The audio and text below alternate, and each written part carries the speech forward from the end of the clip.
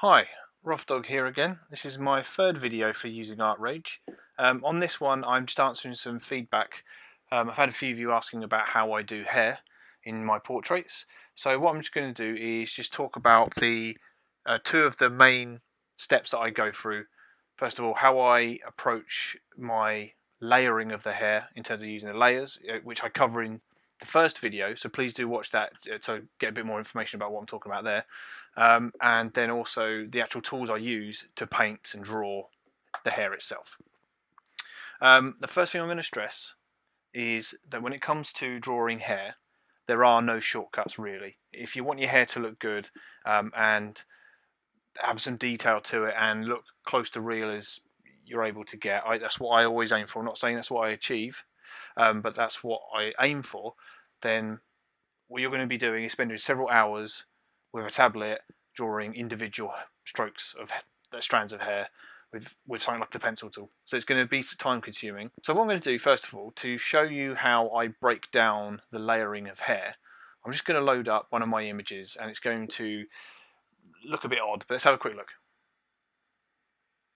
So this is a portrait of a model called Annabelle Lee, based on a photo by a photographer called Jamie Torrance.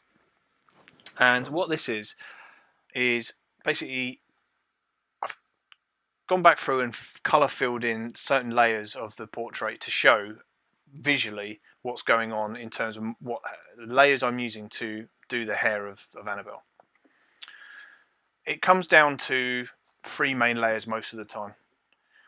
In most portraits, you've got some hair that is in front of the face, usually something like a fringe, or one side of the hair is draped over the cheek, or whatever it might be. And then you've got the face itself, and then behind that you've got, usually all the time, you've got some hair visually behind the face.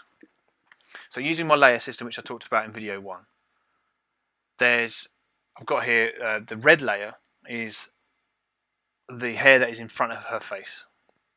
And then you've got the face layer itself, which again, if you want to know how I do this stuff, it's all in video 1.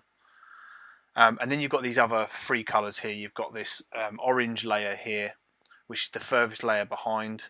You've then got a green layer here for this curl of hair that she has on her shoulder.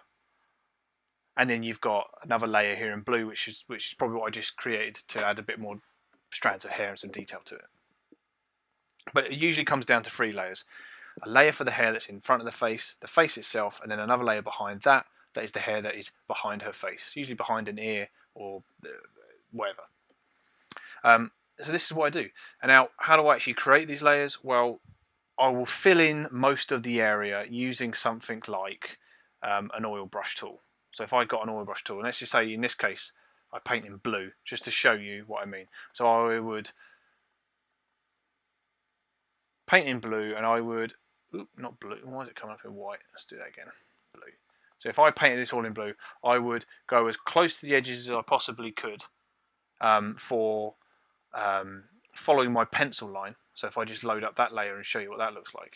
And you'll see what I've got here is a pencil layer in black, which is my workings basically. And what I would do is I would get something like this oil brush tool, and I would fill in the layer as close as I could to the edges, but not completely going to the edges itself. And let's just pretend this red isn't here, and I'm just painting it freehand. And I would fill in most of the area with blue, as you can see here. I go as close as I could, and I would fill in the big areas with any colour will do. And I'll get to one of the most important tools I use nowadays for my portraits. And I'd fill in this area with a colour, any colour. Okay, and then what I would do is get the pencil tool over in the bottom left. I would choose a suitably largish pencil size, and then I would go to the edges. Oh, let's try it again. I would go to the edges using just the pencil tool, doing lots of different strokes. The reason why I do that is because if you just use the oil brush tool, you're going to get solid, visible lines. But if you use loads of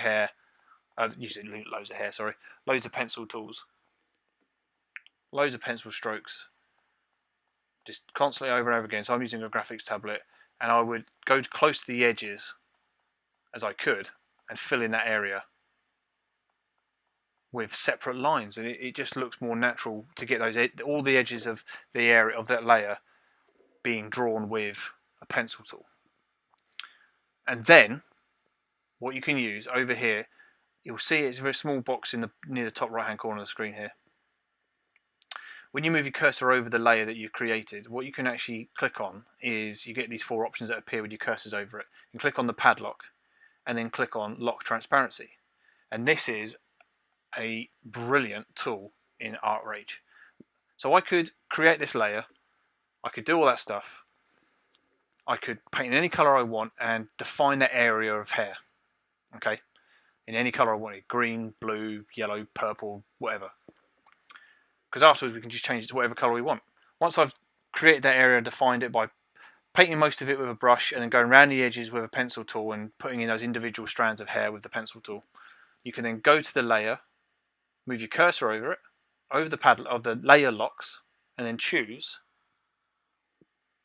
lock transparency. And what does that do? Well, it does what it says on the tin. All of the transparency of the layer is now a not paintable area. It's kind of like a mask. You cannot paint in any area of this layer which is transparent. So if I get the tool, I'm brushing now with my canvas over here, it doesn't work, doesn't work, doesn't work. If I turn it green so we can see it now. So if I do that and then I move over the hair, you see that everything inside that layer I can paint on. And it is a magnificent tool. It's brilliant. It allows you to approach things very differently. It locks off all of that part, all the parts of the layer that you haven't painted on before, and you can only work in those areas. And it's great for using the airbrush tool for shading. You can stay within your areas without having to use selection tools or anything like that. It also seems to help with the computer to work faster as well using this tool, and it's great. But once you've done that, you can then get to the point where you start painting the hair. And so this is the second part of the video. So which tools do I use? Well, the first one again is going to be the oil brush tool, and then picking the darkest colour in the hair itself. So here you'll see Annabelle's got this dark brown. So if I was to mix that, so I go to orange over here, dark brown there, and I would then fill this entire layer with the darkest colour that hair has in its underneath itself. Okay, and then what? Going from there, I would from then on. It's mostly going to be using either a fine oil brush tool, picking a slightly brighter colour that's there, and then painting that in, following the curvature of the hair. So if we were talking about, say, this length of her hair here, which comes down the side, it's following a kind of, and if you look at it, you can see a kind of S shape in the hair. It curls back and then comes back around and then curls underneath again. So I would get an oil brush tool and I would go down and I would fill in this area, get rid of that pencil layer, and yeah, and follow the shape of the hair. So for the darker tones you can do this. You can paint with an oil brush tool, painting in those layers, those strokes even, and just follow the general flow of the hair. Great, okay, and let's just say we're talking about that. We got to about there, or maybe doing a bit more work, but we don't have time for it. I would then use the flat knife, get it to a nicest size, and I would use that to then blend those together and work that sort of S-shaped curl into the hair. So far so good. I mean, it's looking quite rudimentary at the moment, but that's how you always start. And once you're there, okay, when you start getting to a point where you start working on the brighter side of the colours, so let's say she's got very vivid orange hair here, so if I go for something like that and I choose, let's say, that kind of slightly burnt orange, and I would then choose the pencil tool. And the pencil tool is the tool to use when it comes to drawing individual strands of hair. And I use it over the pen tool. The pen tool's great. The problem with the pen tool is that it's a sort of semi-vector brush. So if you have something like smoothing on, it looks very clinical, it looks very clean. And that's great for certain things. But for me, and when it comes to hair, I use the pencil tool because it actually adds some texture to the brush strokes. There's a grain to them, and hair has grain. So it's a very good match. And then another little tip, I would zoom out when I'm actually drawing individual hairs, because that way, if you're using a tablet, if you zoom out a bit when you're doing this, you're going to be doing this part for a long time. If you have it zoomed out a bit, it just means that you can do bigger strokes with less wrist movement. Because if you're going to be doing it for this long, you're going to give yourself a repetitive strain. And yeah, and you'd literally be, a lot finer than what I'm doing. In fact, I'd probably use a finer tool than this. Let's say down to 26. And you're following, keep looking at the photo, your reference image, keep looking at it, looking back at the canvas, and following the flow of the hair, and just working it and working it and working it and working it and doing it over and over and over and over again. And yeah, and you'll get there. And then when I got to here, I'd see that actually her hair, looking at the front side of her hair, is actually a kind of burnt orange colour, but as she goes past, it actually turns into a kind of peach pink kind of colour. So you'd have to match that as close as you can. Maybe a little bit redder. And yeah, and making sure that you're actually paying attention to any changes in hair colour. Now, obviously, someone like Annabelle's got very coloured hair, very bright, vivid, amazing looking hair. But even with natural colour hair like blonde or brunette, redhead, you will, if you actually pay attention, look closely at hair, even something like blonde, that actually, you say, what colour is blonde hair? You go, well, it's a kind of burnt yellow colour almost. Well, no, actually, if you look at it, if you actually paid attention really closely, you'll see there are fine specks of dark brown behind it, where you're seeing deeper into the hair as a lack of light. There's a dark brownness to them. So you'd start that on your darkest layer, and then build on top of that with the colours that you associate with blonde. But yeah, and then you just keep building over it, keep drawing, following the flow of the hair. Just keep going until you get to a point where you'll just start seeing it forming together. But when it comes to polishing off hair and making it look right, once I've done all the hair strokes itself and following that, I would then use, coming back here to the knife tool, the palette knife. When you've got your settings open, you've got these different tabs. The second tab along, called Edge, turn that on, and then use that over the pencil lines. And what that does is it softens the hair, the pencil lines themselves. It hides some of the individual strokes that you've made, and otherwise you'll be able to see them. And it just kind of softens them up a little bit, because that's the thing about hair, it really captures the look of it. It really depends on the person's hair itself, but there's a texture to it, but there's also a kind of softness to it.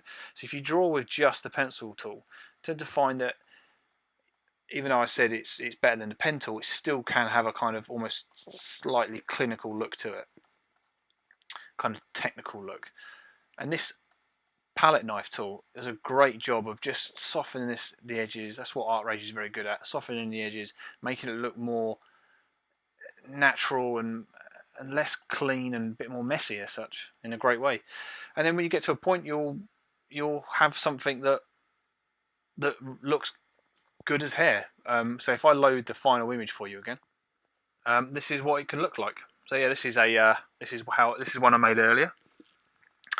Yeah, and so it's a combination of using the layers, as I've talked about, using the pencil tool to draw individual strokes, and then after that, then using the palette edge knife to smooth out those edges, repetitively going over those pencil lines again and smoothing them out, blending them together, making it look a bit more natural and flowing together in direction the hair goes. And yeah, and like I said, paying attention, like anything you're drawing here, whether it's a face, hand, whatever it might be, when it comes to hair, you have to pay attention to the direction the hair is flowing, the different curls, individual strands that wander from the rest of the hair. Put that in as well. Anything you see, anything you can see with your eye, try and capture and put in there. And the pencil tool, out of those different tools, for me is the real one that captures hair the closest for me in Artrage. So yeah, so there are my tips for doing hair. Just show you one or two more examples. This is a portrait of Savina Fox, again by photographer Jamie Torrance. And yeah, this one is probably one of my favourites for capturing the kind of colour and shine of hair. Getting that kind of, yeah, that look. So looking there at her hair here, see that curl at the top there comes down and then comes down the side here. And this is actually probably one of the few exceptions to my general rule when it comes to drawing hair. Pretty much all of Savina's hair here is actually in front of her face, because the other side of her hair is actually tucked behind this giant brooch on the side of her hair here, this hairpin. And so most of it's all in the front there, but you know, again, you've got the face on one layer, you've got this hand on a layer in front of those, and then between those you've got this hair that comes down the side. And the hair itself, just to zoom in and look at it closely, you'll see here along where it comes away from the scalp, each one of those is a separate strand of hair that I've drawn with the pencil tool, and then using a brighter colour of red on top of it, getting close in there, and then brighter again still towards where the shine is along the very top of the photo, until I get to a kind of light pink. And yeah, again, it's I usually try to avoid absolute colours like black or white, because they rarely actually appear in images. But yeah, and then coming down here, you've got darker shades of red where the hair fades away. I've got black at the background there where it goes into shadow. And then coming down here, got an area of hair behind her hand. Again, just drawing the strands. Once I've done it, you see there's a bit of a softness to it there, because I've actually used the edge tool and just brushed out the definition from the pencil lines, just to soften them up a bit, blend them together, getting it looking a little bit more naturalistic rather than clinical. Yeah. And one final example before I just finish the video. This is another one I did. This is a portrait of Angie Wolf based on a photo by Sylvia Perevi. And yeah, this one again, a breakdown of the image itself, using layers. I've got the hair that was in front of her head coming along the side. It's just tools, different tools. You can see where I'm pointing. So here, coming down the side, that was one layer there, the hair that's in front of her face, and then this is a layer, the face itself, and then underneath that is another layer of hair coming all the way down here. And again, this is one of those photos that the kind of models that I draw that are alternative, they tend to have very vividly coloured hair, which looks great. She's actually got here several shades of blue going on. You've got the kind of sky blue there, you've got these darker blues, you've got this sort of turquoise aqua blues near the bottom, and it's really paying attention to changes in hair colour and little things that I was quite chuffed with that I managed to achieve, which was the kind of gloss along the fringe there, along the top there, that sort of bun of hair along the top, using things like the airbrush tool at the end just to put in sort of a bit of a shine, using the edge tool again to blend those edges together and get rid of that kind of clinical pencil look. But yeah, and that's what you can do. But to get this look, you have to, how I do it, and I'm sure there might be ways out there that might be quicker, but this look that I managed to achieve is very time consuming, but I think it looks pretty good. So that's how I do it. And if you have any questions, please drop them in the comments. If you have any feedback, please leave it in the comments as well. Please try to keep it constructive. And that's it. Okay. If you have any suggestions of what you'd like to see next, or if you want me to do another video, please again just throw them in the comments and I'll try my best. Thank you.